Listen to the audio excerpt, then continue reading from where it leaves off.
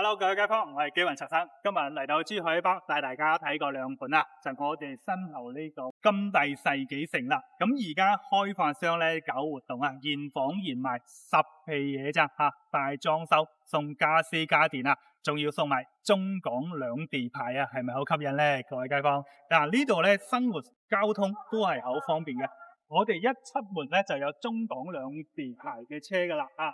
直接可以翻到香港嘅荃灣、太子、旺角各區啦。喺呢度15分鐘可以到港珠澳大橋噶啦，即係自己揸車嘅情況下啊，10零分鐘咧可以到珠海嘅山姆啦、華發商都啦呢啲高端嘅商場噶啦。包括步行5分鐘咧就可以去到我哋隔離嘅七春市場啦，裏邊啲新鮮水果啊、蔬菜啊、肉類啊都可以買到噶啦，滿足大家嘅衣食住行生活需求噶。當然呢個樓盤亦都好靚噶，跟我鏡頭入去睇下個園林，睇下個樣板間先啦。咁而家我入到園林嗰位置啦，大家可以睇到，哇！呢個兒童遊樂區幾寬，前少少咧仲有個網球場噶，中意打網球嘅街坊啱晒啦。呢一邊咧就係一個大泳池嚟噶，幾千方個大泳池吓，非常之舒適噶，喺呢邊生活係咪好正咧？咁當然仲有其他啦。喺呢啲咁嘅環境行下係咪好舒服好舒暢呢？心情都靚好多咧。呢啲咁嘅園林環境住身嚟好舒服噶。呢度只係樓下其中一個地方咋，有泳池啦，有網球場啦，有咁靚嘅園林環境啦，亦都有兒童遊樂區啦。當然亦都少不了嗰啲涼亭啦，喺度三五知己傾下偈，飲下茶，係咪好舒服呢？OK， 唔講咁多啦，睇樓先啦。出到嚟係3期6棟嘅樣板間嚇，係2梯4戶嘅。首先呢一邊咧就係話80方同87方嘅，因為呢邊87方就擺咗嘢，我帶大家先嚟睇先啊。又有家私家電呢啲擺咗落去㗎啦，會有一個家嘅感覺更充足。望翻出去呢個廳啊，3米7個廳係咪比較寬闊啊？比較靚。呢一邊擺咗圓台啦。仲有一個L類型嘅廚房啦，廚房採光好好嘅，呢個一大面嘅窗，日後呢度會有個推拉門嚇，而家展示樣板間咧就拆咗嘅，咁佢而家係副露台係封咗嘅，望出外邊個景觀咧就係望花園，因為呢度係比較安靜嘅，喺花園嘅中間位嚇，因為呢個綠化做得比較好啦，啱啱都有講到嚇，呢綠化就係望落去咧就係望花園嘅，咁裏邊就係3個房間啦，3房1衛嘅。咁呢個設計咧就係成排嘢一排房間，咁呢度就係乾濕分離嘅衛生間啦。OK， 咁呢個房間咧就唔算話好大啦，但係就放米5床做衣櫃、飄窗、中規中矩噶啦。呢度其實第2個房間我覺得就更適合做書房，因為呢度咧一排做嗰排書櫃啦，呢度咧只係放米2斗嘅床啦，因為佢預留咗咁闊嘅一個活動空間啦，所以做書房係比較合適嘅。呢個就係主人房嚟嘅。咁主人房你睇到有飄窗啦，有啲櫃啦，做咗一個叫做衣櫃啦。咁而家再擺翻米8大床，就可以做到3面落床啦。呢個87方就中規中矩啦。咁呢個咧就係屬於樣板間80零方嘅，隔離咧就有個80方嘅展示工藝嘅樣板間。我覺得佢做得幾好嘅，所以我想帶大家去睇一下，因為佢每一步點做都展示出嚟俾大家啦。呢個就係啦，第一次。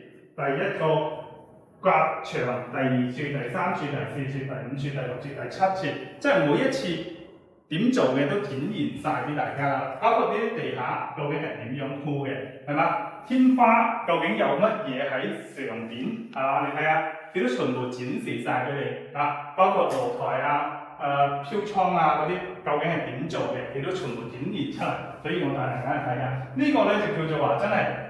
剝光晒俾你睇清睇楚，因為用料真係 OK 嘅，所以佢就唔驚你睇啊嘛。包括呢個廚房咧，佢就冇做未做廚藝因為佢係展示嗰個工藝啊嘛。OK， 裏邊就房間啦，房間而家都係未放門睇下呢邊房間點做，木地板係點鋪嘅，人哋講晒俾你知。廁所位，呢個廁所係點做防水啲管道點走其實好清晰㗎啦。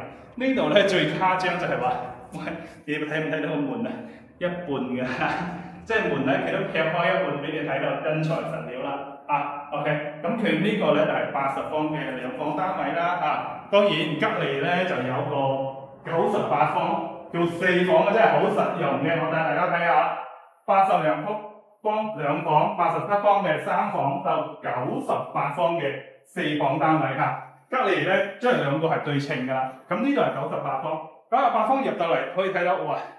一排嘅可以做好長係咪？好寬闊嘅。嗱，呢度就係書房啦。因為呢個書房咧，你睇到係咪有啲斜嘅係嘛？有啲斜嘅。咁其實係話贈送面積嚟嘅呢度嚇，純贈送嘅。OK， 咁廳就南北通啦，大家可以睇到，哇！呢個廳嗱，露台呢度係送一半面積啦，但係佢而家係封咗嚇，交房俾你係冇封嘅嚇，呢度講清楚。嗱，呢一邊咧就係睡房啦、餐廳、客廳打埋一齊㗎啦。咁啊放咗個中酒台，放個6人餐台，其實足夠闊㗎啊，有類型嘅廚房啦。OK， 咁我哋睇埋房間啦。呢個房間咧就屬於客房，客房咧就都係南向，咁啊米8床啦、3面6床啦、衣櫃啦，中規中矩嘅。對面乾濕分離嘅衛生間，即係所見即所得㗎啦。裏邊啲嘢全部做好晒。呢個咧就屬於兒童房，兒童房佢做咗榻米同呢個飄窗咧貼埋一齊，咁會顯得個活動空間好闊嚇。因為兒童房要擺啲書台各方面啊嘛，所以活動空間做得闊。主人房嚟講，飄窗、電視櫃、有類型嘅衣櫃，加上呢一邊咧就有個都比較寬闊嘅乾濕分離衛生間啦。OK， 就冇擺浴缸啫。OK， 呢度係屬於98方嚇，就做到4房啦，南北通透㗎啦。當然，樓王單位咧亦都有啲大面積嘅該房，我帶大家睇下啲北2嘅、北4嘅，仲唔夠驚喜啊！走啦！而家咧就上到19棟客，睇大面積嘅客。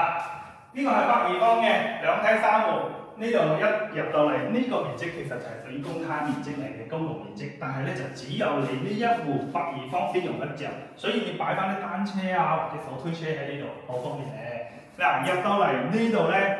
一個鞋櫃位，其實可以做個房間嘅。呢個整個面積都係送啊，唔計面積啊。呢個廳深度咧有10米度啊，10米度呢個深度，寬度係4米嘅廳啊。呢個戶型叫雙龍土豬啊，有冇聽過啊？我同大家介紹下啊。呢個咧就係廚房啦，廚房出嚟飯廳、客廳，再到露台啊，兩邊咧就房間，所以叫雙龍土豬啦。呢個望出去南向，望出嚟正大門嘅位置嚇。平時坐直通巴嘅車咧就喺嗰度啦。樓下望到咧係泳池啊，所以呢個景觀咧其實就 OK 嘅嚇。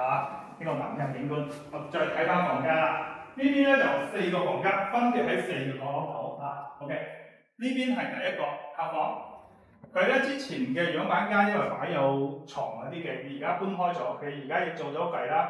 空間感仲夠足㗎 ，OK， 衞生間啊，呢一邊另外一個客房，呢個客房咧亦都係真係擺2米大床啦，做衣櫃啦，南向啦，完全綽綽有餘嘅可以講啊。隔離呢邊一個兒童房，一個主人房，呢邊就係屬於兒童房啦。兒童房嘅設計咧，因為佢啲櫃做得比較多啊，呢邊一個，呢邊一個係嘛？書台做個榻米，活動空間仲足夠嘅啊。主人房係呢一邊啦。主人房咧就有後間啦，嗱睇下呢個衞生間夠闊啩，係嘛？活動空間 OK 㗎。呢個主人房哇，啲衣櫃真係好鬼深喎，你睇下係嘛？咁深嘅一個衣櫃嚇，放2米床嚇冇問題嘅。所以呢個咧叫雙龍土豬戶型，係4個角咧就有4個房間。咁有咩好處咧？呢種戶型咧就話每個房間咧隱私性比較好嘅，你單獨喺度講嘢，隔離嘅房間聽唔見嘅嚇嗱。呢邊係更凍一個面積，咁隔離咧就係即係北4方嘅2梯3戶，咁啱邊一戶啦？呢邊有2戶啊，呢邊2戶，呢邊就係單獨呢個自己面積啦，擺鞋櫃啦。咁其實北4方呢個咧就可以做到5房㗎啦，因為呢度咧就送咗個房間嘅，雖然唔大，用嚟做雜物房啊、書房啊乜都啱啦。嗱個廳咧就做到南北通透，呢邊望過嚟係嘛？嗰個廳係做到4米4嘅廳啊嚇，呢個露台而家係封嘅，都係南向嚇，南向嘅一個露台。OK， 睇翻呢邊，呢邊仲有一個啊，仲有一個露台啊。呢個露台咧擺下洗衣機啊、晾下衣服啊，係咪？廚房呢個位置咧就唔算大，但係好深啊，即係足夠用啊，幾深啊你咧？即係3到4個人喺度煮餸應該係冇問題嘅。OK， 蘇門嘅冰箱，睇翻房間，佢呢邊做咗2個透房嘅。最多做到5個房間啦 ，OK，呢邊咧就係第一個透房，大家望到啦嗱，乾濕分離嘅衞生間啦，佢唔係主人房嚇呢個嚇，即係其中一個透房嘅。呢個透房你睇下，呢邊有一排衣櫃做落去，放米八大床，好靚咧。嗱，隔離咧就屬於個書房，其實做咗個細細地，但係做客房係足夠啦。呢啲擺米八床點唔夠啫？做衣櫃點做都點放都夠㗎啦嚇。呢個係屬於個書房。咁呢度係乾濕分離嘅衞生間啦，所見即所得嚇，有咁大嘅。呢個屬於兒童房啦啊，我哋講叫公主房啦呢種顏色啊，放米八大床，衣櫃啊，中規中矩。嗱，最大咧就係嗰個主人房啦，我哋講嘅。主人房呢度嘅話，我可以講話，平時啲人即係普通80良方，即係800-900尺啲客廳開間都係3.7米啊，呢度就係3.7米嘅開間。OK， 望出去亦都係南向啦。呢度擺2米嘅大床㗎啦。嗱，再睇翻呢個廁所，呢度放咗2個洗手盆啦。嗱，睇翻呢個，哇！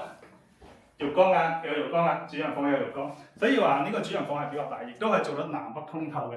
OK， 咁我就一口氣將嗰啲樣板間啊、園林啊、下邊嘅環境啊，都帶大家睇咗下啦。各位街坊如果有興趣嘅，真係可以 WhatsApp 我啦，因為呢度咧而家現房啦，10皮嘢就上車啦，翻港珠澳大橋10零分鐘，周邊嘅市場係嘛？步行3-5分鐘，買菜、行街食飯，樣樣配套齊晒㗎啦，又係現房。重點咧，對於開車翻嚟嘅朋友，其實就係真係福音嚟嘅，送中港兩地牌，係嘛？各位街坊有興趣嘅，隨時 WhatsApp我過嚟實地睇下樓，好嘛？OK，下期見。